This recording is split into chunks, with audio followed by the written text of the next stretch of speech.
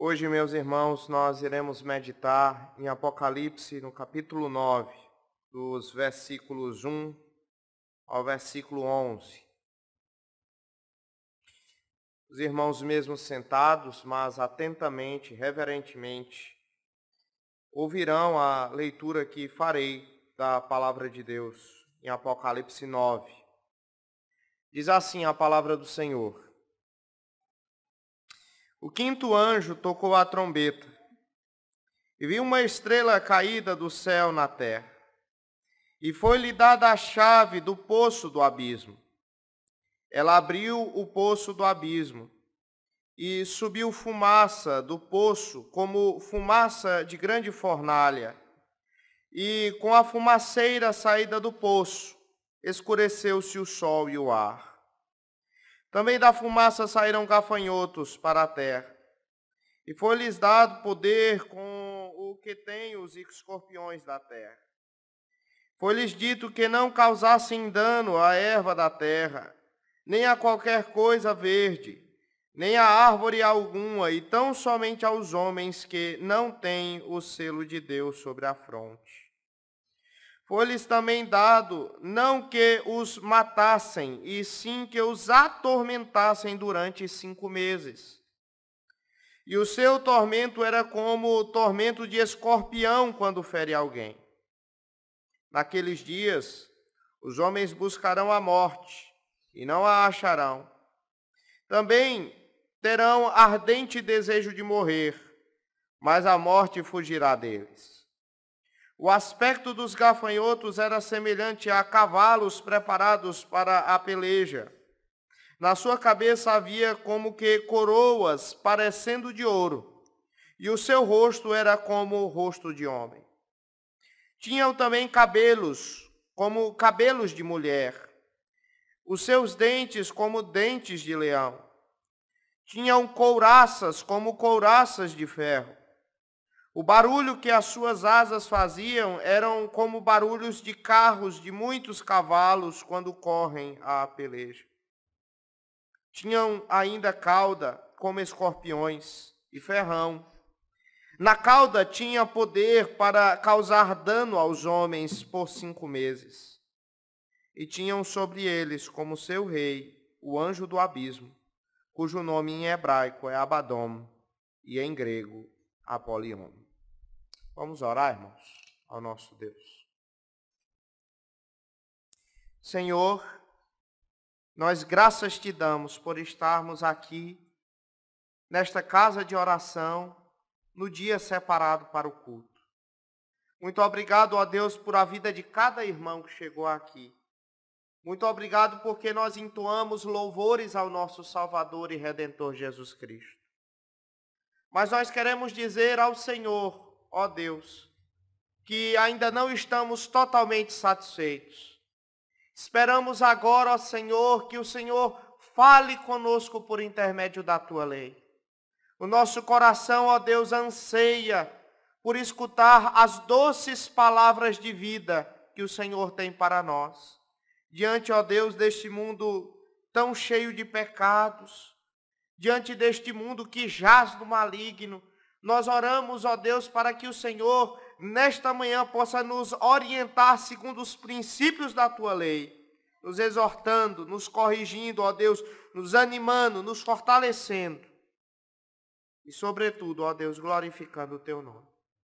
Sê conosco, é assim que nós te oramos, no nome de Jesus. Amém. Quando eu estava estudando para preparar essa pregação, eu não pude deixar de lembrar de um dos brinquedos que a minha irmã mais gostava. A minha irmã, ela tinha uma boneca russa. Você sabe o que é uma boneca russa? Eu vou lhe explicar o que é uma boneca russa. A boneca russa é uma boneca grande, que você desmonta ela e que a partir dela, quando você desmonta dela, surge uma boneca menor. E aí você pega essa segunda boneca menor, você desmonta ela e surge uma boneca menor ainda. E assim sucessivamente. O livro do Apocalipse funciona mais ou menos como uma boneca russa. O livro do Apocalipse ele está sempre se desdobrando. Deixe-me explicar isso. No livro do Apocalipse, no capítulo 4, o apóstolo João, ele foi convidado a subir ao céu. Quando ele subiu ao céu, ele viu o Senhor Deus assentado num trono e com a sua mão direita ele segurava um livro no formato de rolo. Esse livro no formato de rolo estava completamente selado com os 7 selos. O Senhor Jesus Cristo recebeu autoridade da parte de Deus para retirar cada um daqueles selos e assim contar o plano e o propósito e o decreto de Deus para todas as coisas que vierem a acontecer. Cada selo que ele tira representa algo que acontecerá entre a sua primeira e a sua segunda vinda. Muito bem, ele vai abrindo um por um destes selos e contando aquilo que vai acontecer.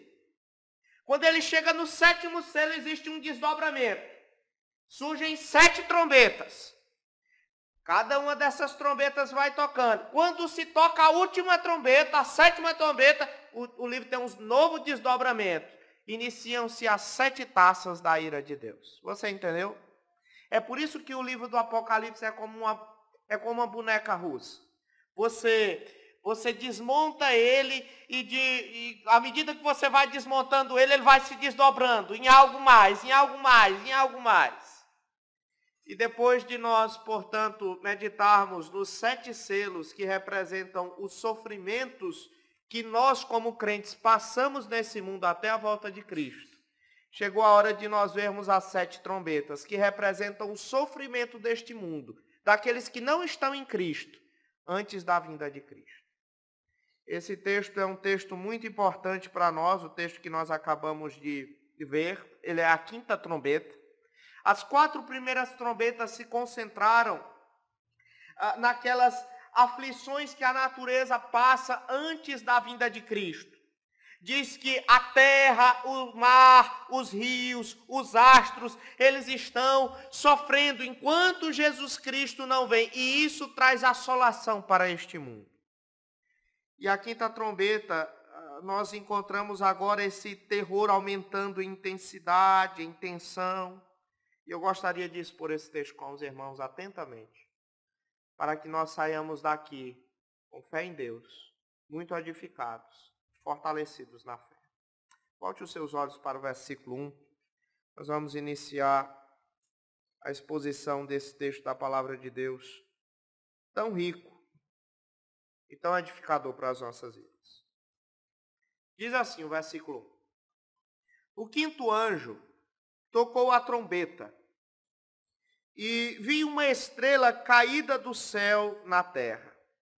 E foi-lhe dada a chave do poço do abismo. Perceba que João nos diz aqui que quando a 5ª trombeta soou, ele viu uma estrela que estava caída na terra. Ele não viu a queda da estrela, ele viu a estrela já caída. Ela já estava caída, ele não viu essa estrela caindo. Ele somente percebeu essa estrela já caída.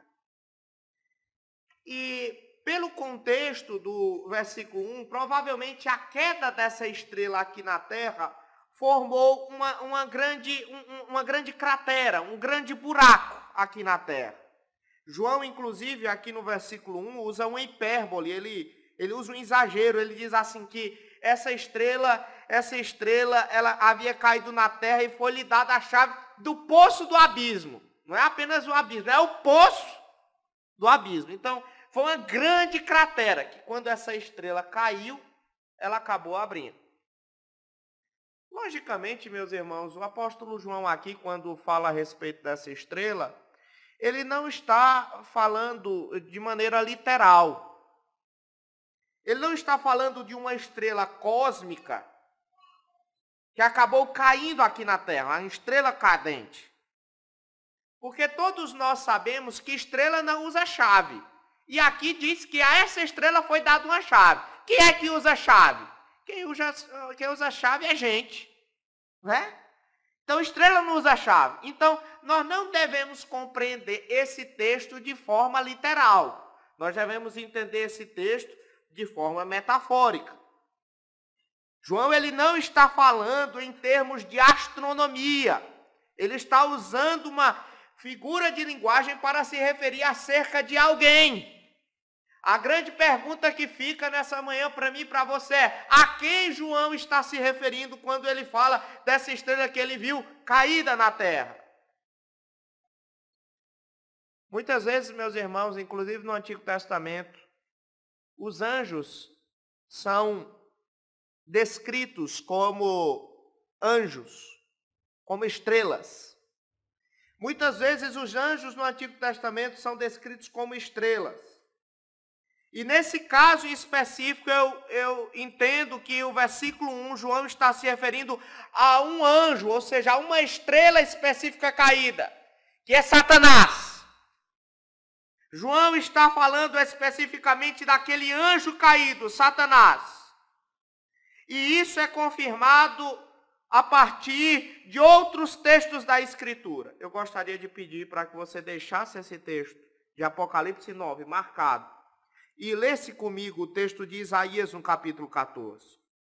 Em Isaías no capítulo 14, diz o profeta Isaías que ele falava a respeito do rei da Babilônia e da sua influência sobre o mundo.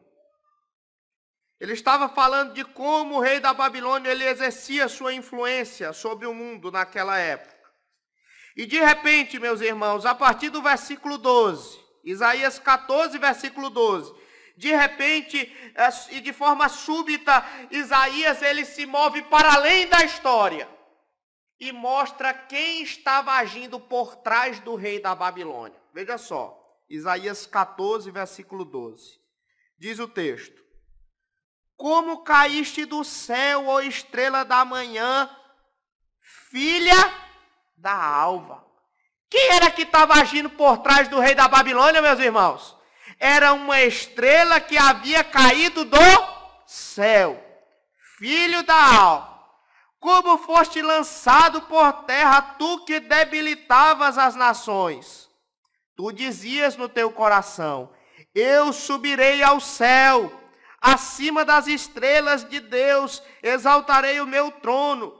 E no monte da congregação me assentarei nas extremidades do norte. Subirei acima das mais altas nuvens e serei semelhante ao Altíssimo. Quem é que estava falando essas coisas, meus irmãos? Quem?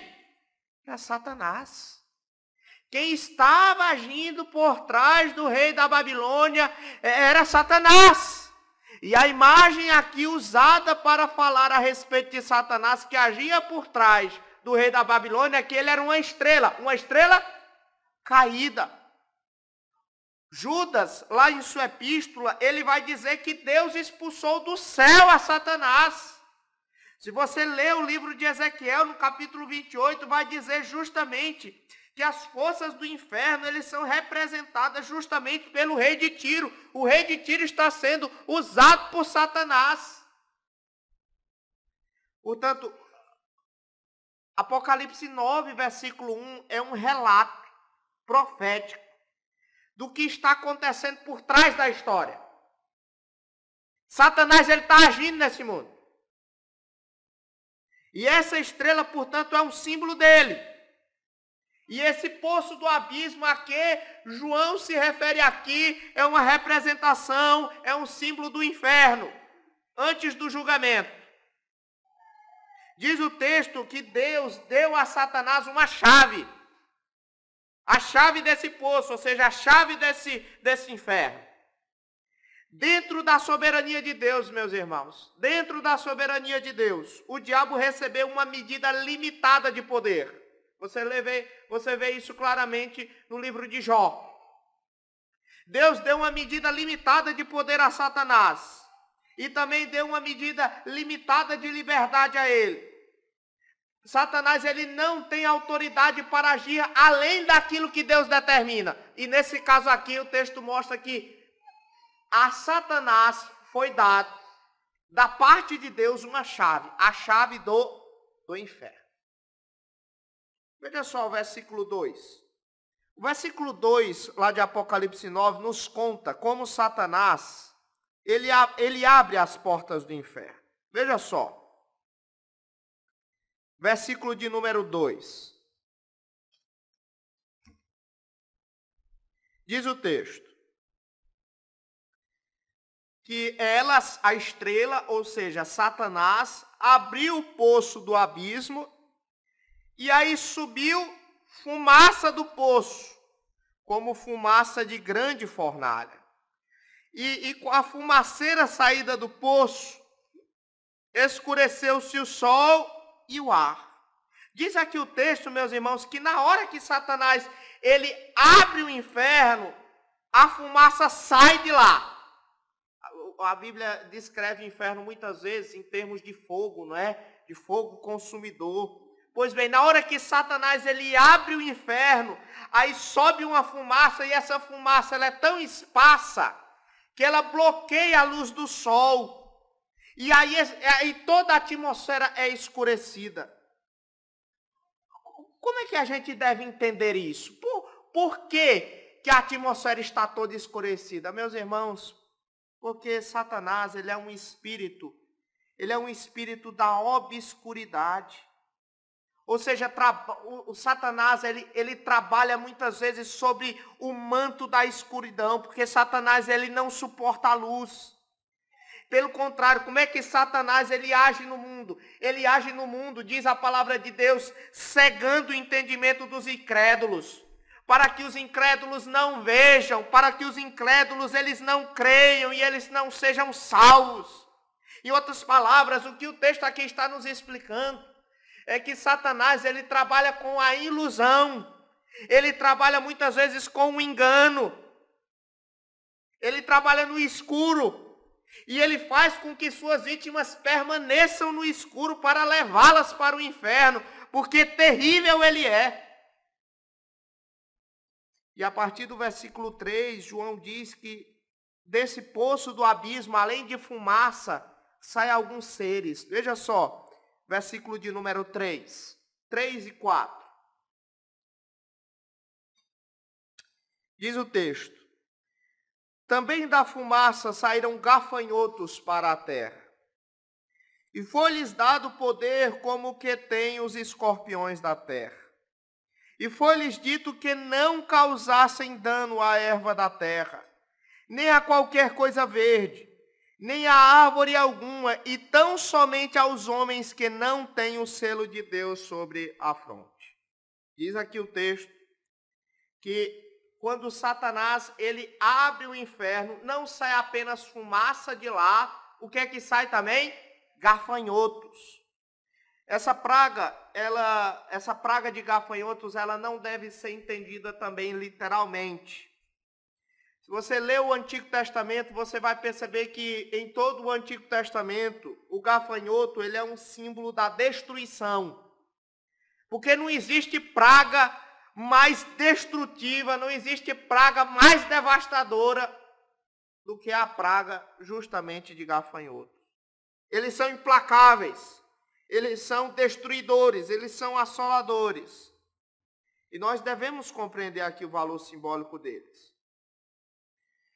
Eles não devem ser compreendidos literalmente. E você percebe isso pelo próprio texto, à medida que o texto diz que esses gafanhotos, eles não parecem com os gafanhotos que a gente conhece. Por exemplo, os gafanhotos que eu e você conhecemos, eles são uma praga para a vegetação. Mas diz aqui o texto que esses gafanhotos que saem do inferno, eles não têm permissão para prejudicar a grama, que os gafanhotos que eu e você conhecemos têm. Esses gafanhotos não têm o poder para prejudicar as árvores, como os gafanhotos que eu e você conhecemos têm. Eles não têm permissão para prejudicar qualquer coisa verde. Diz o texto aqui no versículo 4 que eles têm permissão apenas para maltratar alguns seres humanos, uma classe específica de pessoas. Eles não têm poder para agir sobre todos os homens, e nem sobre a vegetação, mas apenas em alguns homens.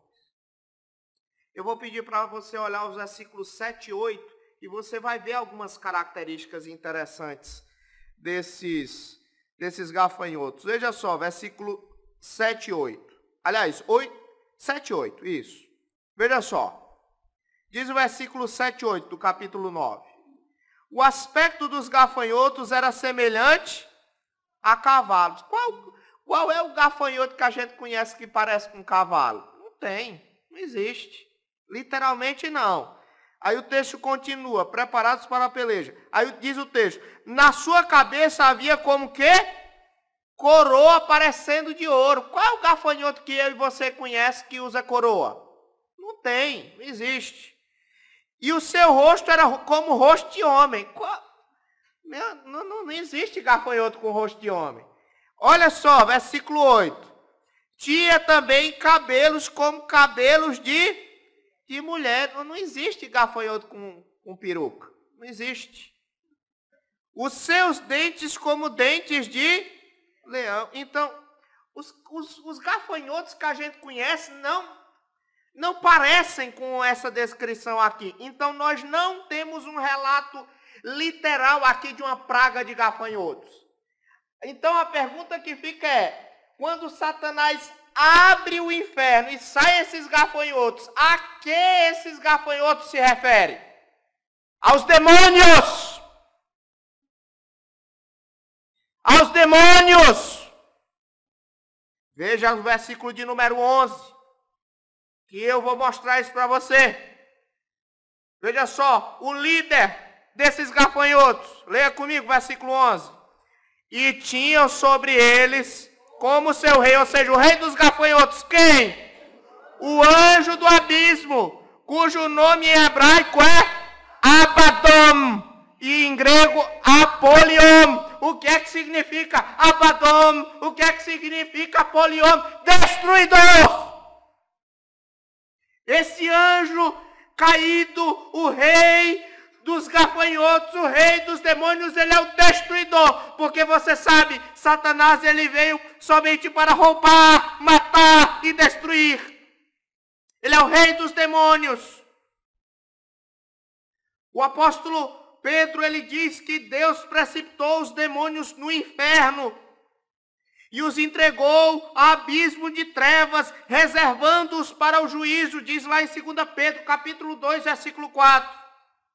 E se você relaciona 2 Pedro, capítulo 2, versículo 4, com o Apocalipse no capítulo 9, você entende que o Apocalipse está dizendo que Satanás, ele recebeu a permissão para libertar esses demônios momentaneamente, enquanto o juízo final não chega. E eu quero lhe dar um alerta. Esses demônios estão por aí. Eles estão nos lares. Eles estão nas ruas. Eles estão nas escolas. Eles estão nas instituições, na televisão, no cinema, no teatro, na imprensa, na vida dos homens. Eles têm atormentado a muitos e arruinado muitas vidas. Têm jogado jovens nas drogas, tem empurrado outros para a prática da imoralidade, tem semeado a ganância criminosa na vida de muitos. E de acordo com os versículos 5 a 10, esses demônios eles saíram do inferno justamente com o objetivo de perturbar a vida da humanidade. Veja só, versículos 5 a 10. Diz o texto, versículo 5. Foi-lhes também dado, não que os matassem, ou seja, esses demônios, foi-lhe dado que não os matassem, ou seja, matassem os homens. Os demônios não têm poder para matar os homens. E sim que os atormentasse durante 5 meses, que é justamente o tempo quando geralmente um gafanhoto ele sobrevive, desde a fase da larva até a sua fase adulta. Então Satanás ele não vai agir com seus demônios para a vida inteira, ele vai agir enquanto ele tiver liberdade de vida neste mundo. Mas é um tempo determinado, é enquanto ele estiver aqui neste mundo. E diz o texto, que o seu tormento era como que tormento de escorpião quando fere alguém. Dificilmente alguém morre pela picada de um escorpião. Alguém já foi picado por um escorpião? Já? Ninguém, graças a Deus.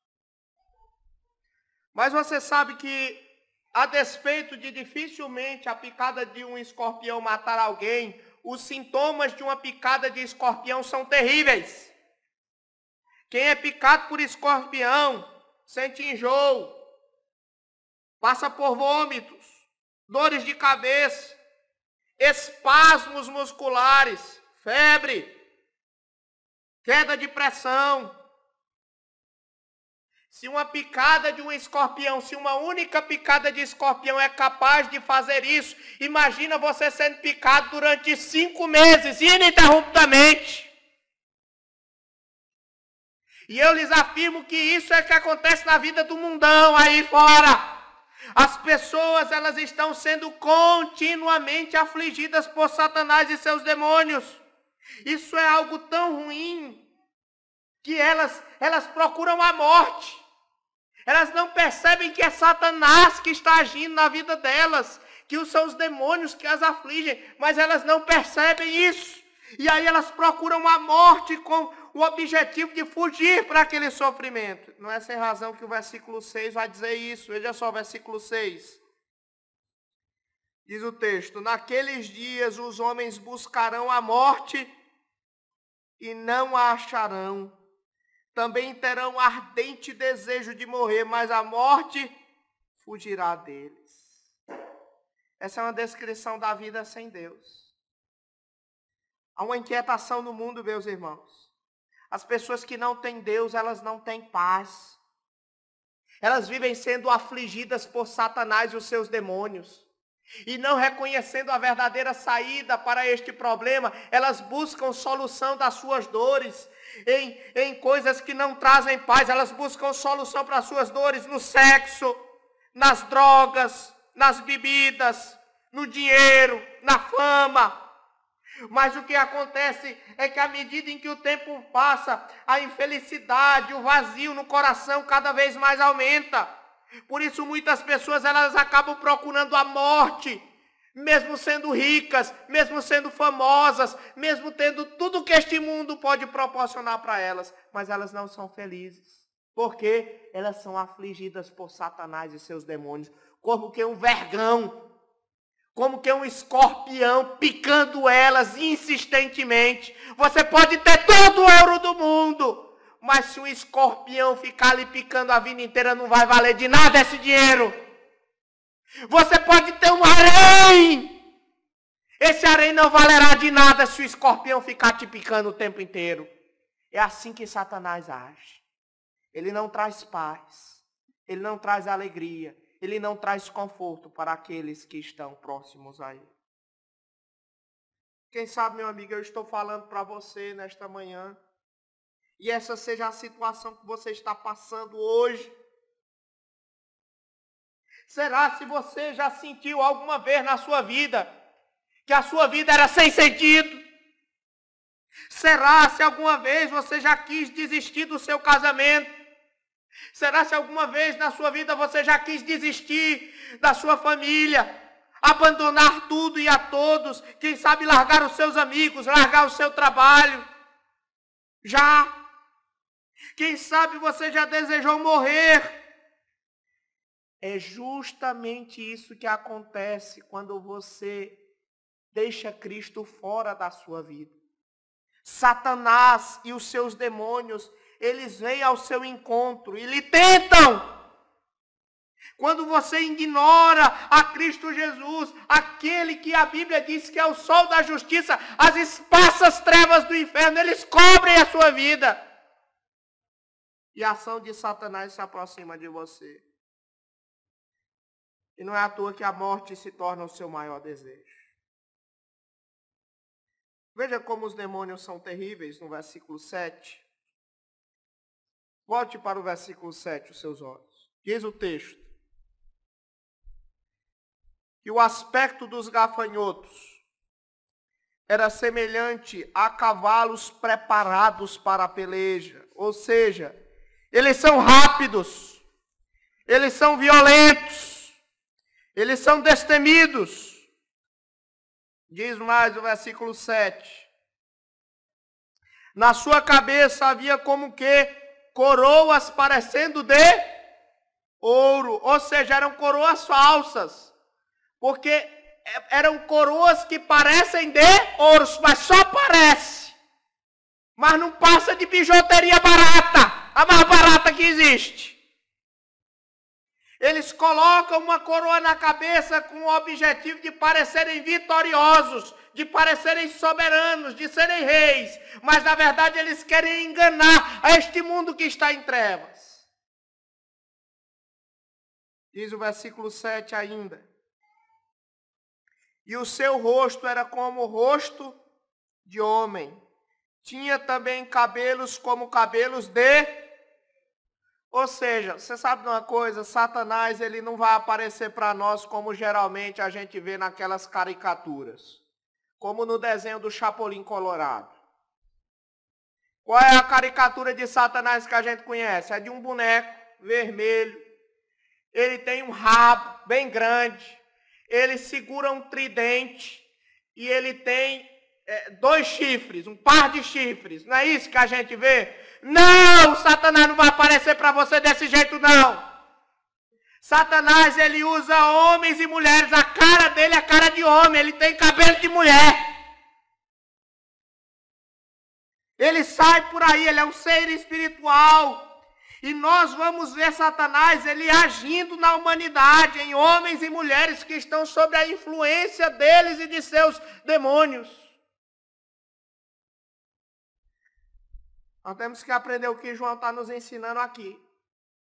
João está nos ensinando aqui que nós devemos olhar para aquilo que está acontecendo por trás da história, daquela grande metanarrativa que a Bíblia nos apresenta.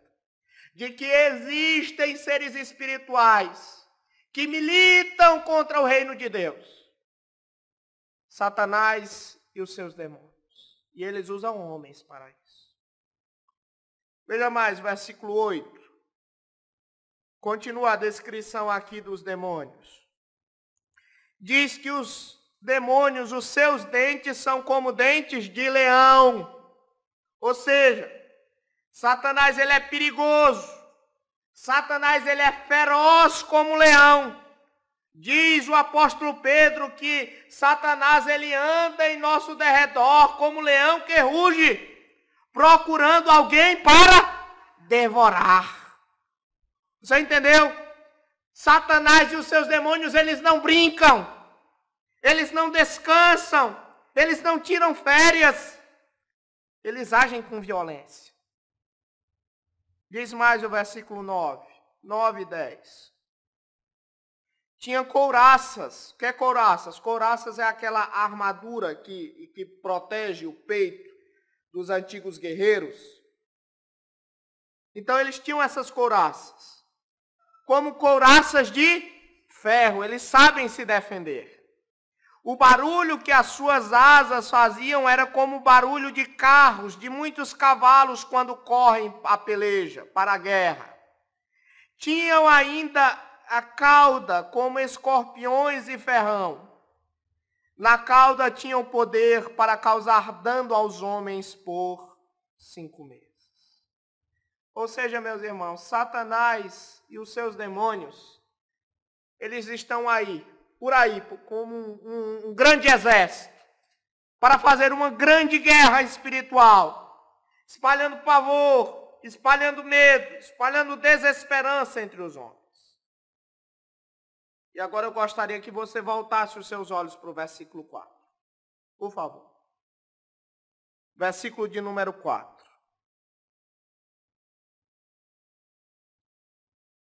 Leia comigo, por favor, o versículo de número 4.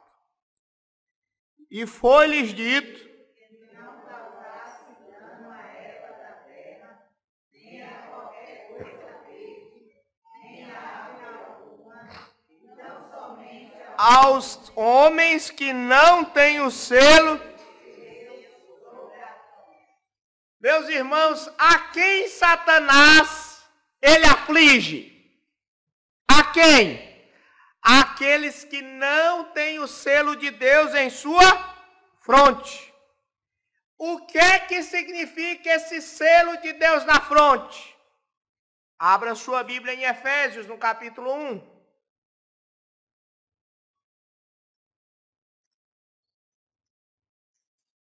Efésios, capítulo 1, versículo 13.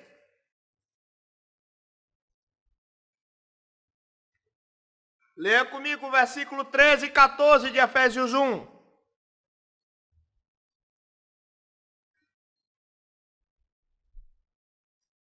Leia comigo. Em quem também vós, depois que ouvistes a palavra da verdade, o evangelho da vossa salvação, tende nele também crido. Aí, fostes selados com o Santo Espírito da promessa, o qual é o penhor da nossa herança, até o resgate da sua propriedade em louvor. Amém. O Espírito Santo, meus irmãos, ele é o selo de Deus. Satanás, ele não toca naqueles que têm o Espírito Santo de Deus, aqueles que escutaram o Evangelho, creram no Evangelho e agora receberam o seu Espírito Santo. Porque é por meio do Espírito Santo de Deus que nós nos tornamos propriedade exclusiva de Deus. E nesse sentido nós somos invioláveis. O diabo não pode nos tocar. A Bíblia diz que quem é nascido de Deus, o maligno não lhe toca. E a grande pergunta que fica nessa manhã para você, meu amigo, que hoje nos visita é: você é um desses? Você já tem o Espírito Santo de Deus? Deus já te adotou como filho? Você trata a Deus e serve a Deus como se Ele fosse seu Pai? Você já foi liberto por Cristo dos seus pecados?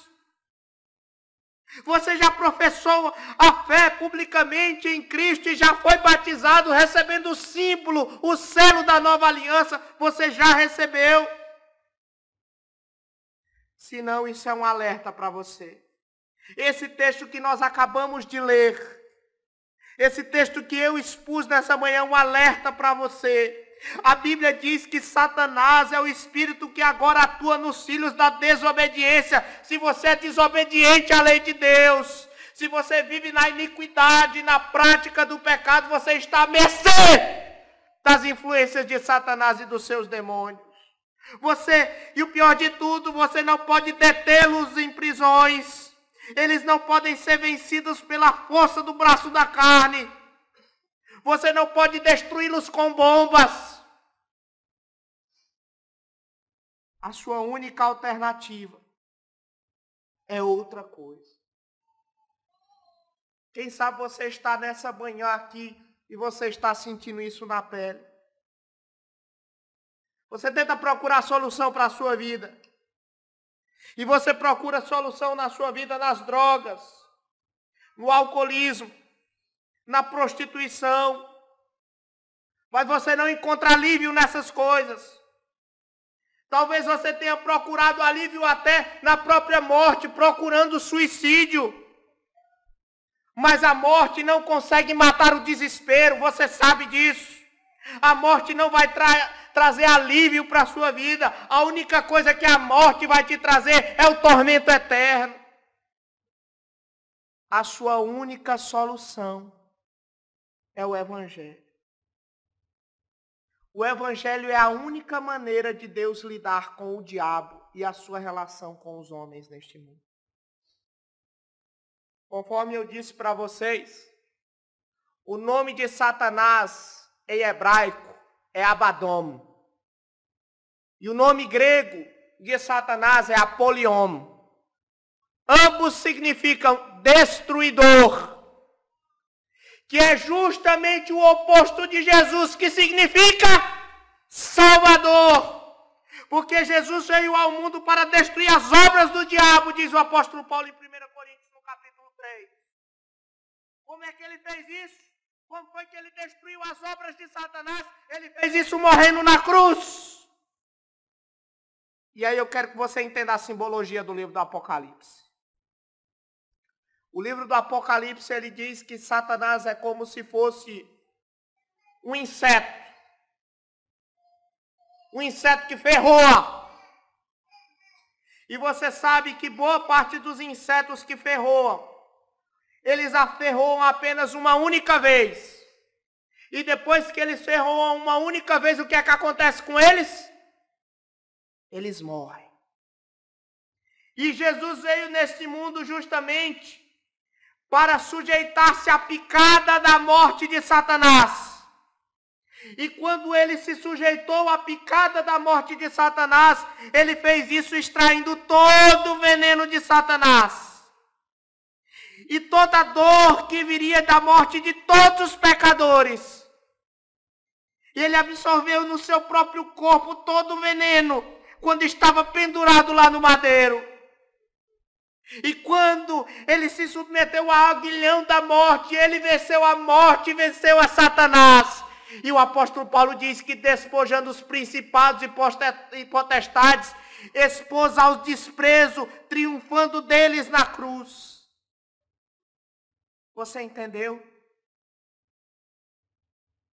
Porque Cristo sofreu a picada de Satanás, não a picada destrutiva que possa lhe fazer mal.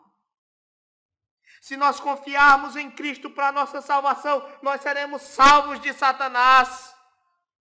O apóstolo Paulo dizia que o aguilhão da morte é o pecado, e a força do pecado é a lei, mas graças a Deus que nos dá a vitória por intermédio de nosso Senhor Jesus Cristo. Então, se você está em Cristo, você não tem nada a temer. Mas se você não pertence a Cristo, se você não tem o Espírito Santo de Deus, se você não recebeu ainda o selo da nova aliança, então você está sob o poder do diabo e dos seus demônios. A única maneira de você enfrentar as hordas desses gafanhotos malignos é ser selado por Cristo com o seu Espírito Santo. Isso é um lembrete para mim e para você, crentes, que nós temos que testemunhar de Cristo para aqueles que ainda estão sob a influência de Satanás e dos seus demônios. Você conhece algumas pessoas que estão vivendo nas trevas, que estão correndo a passos largos para o inferno, que andam como que de mãos dadas com Satanás e demônios. Você tem que pregar o evangelho para essas pessoas. Você tem que testemunhar de Cristo para elas. Por mais que pareça impossível elas se converterem, por mais que pareça improvável que um dia elas digam que Cristo é Senhor e Salvador delas, mas é possível. No início da década de 90, a nossa denominação, a Igreja Presbiteriana do Brasil, enviou para a África, para o país chamado Gana, o missionário Ronaldo Lidório e sua família, para pregar o evangelho como pioneiros num grupo de tribos indígenas no coração de Gana, chamados Concombas. E quando ele chegou lá, ele começou a pregar o evangelho. E tão logo ele começou a pregar o evangelho, ele conta que logo surgiu um opositor ferrenho à pregação do evangelho. O nome dele era Mebá. Ele era um feiticeiro. Ele era adorador de um espírito chamado Grumade lá. E todas as vezes que Ronaldo Lidório pregava, seja na tribo onde Mebá morava, seja em outra tribo, Mebá o acompanhava e ficava atrás dele e dizia assim: é mentira o que ele está pregando. Não acreditem. Jesus não é Deus. Jesus é um enganador. Jesus vai matar vocês. Grumade é Deus. E conta o missionário que a perseguição era tamanha, que por vezes ele orou a Deus dizendo: Senhor, faça alguma coisa. Dê cabo deste homem, Senhor. Este homem está me fazendo muito mal. Dê fim a esse feiticeiro. Passado alguns anos sem ninguém ter se convertido, certa vez o missionário estava tomando banho no final de uma tarde, naquela tribo. E ele de repente escutou o barulho de alguém gritando no meio da tribo. Quando ele sai da casa, ele vê muitas pessoas correndo para o centro da tribo e há um burburinho muito grande lá fora. Quando ele chega no centro da tribo, está justamente lá o Mebal, o feiticeiro. Ele está pulando e levantando as mãos. Ele está dizendo: com nayum, cocô. Que na língua dele significa: eu agora entendi, eu agora sei. E ele repetia: eu agora entendi, eu agora sei, eu entendi, agora sei, eu entendi, agora sei. Até que o filho daquele feiticeiro chega a ele, pega na mão dele e diz: meu pai, o que é que agora você entendeu? O que é que agora você sabe? E aquele feiticeiro, ele diz: eu agora entendi, eu agora sei que Jesus é o meu Salvador, que Ele me libertou de Satanás. E ele foi o primeiro convertido. E a partir daquele primeiro convertido, que era um feiticeiro e que se tornou presbítero da igreja, 47 novas igrejas foram plantadas. E ele se tornou um grande evangelista e mais de 100 mil pessoas se converteram. Vocês entenderam, meus irmãos? Vamos pregar o evangelho. Vamos testemunhar sobre Jesus. Spurgeon, ele dizia que se os pecadores serão condenados, pelo menos que pulem para o inferno passando por cima dos nossos corpos. Se eles perecem, que pereçam sobre os nossos braços e mãos, tocando os seus joelhos, implorando para que fiquem aqui e não vão para o inferno.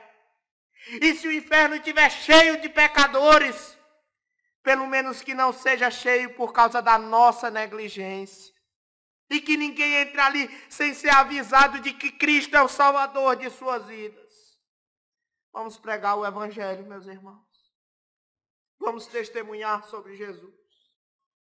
Porque a nossa luta não é contra o sangue e a carne, e sim contra os principados e potestades, contra os dominadores deste mundo tenebroso, contra as forças espirituais do mal nas regiões celestes.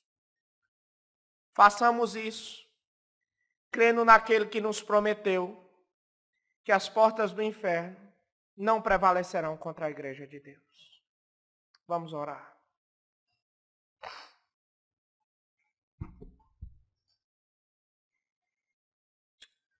Senhor,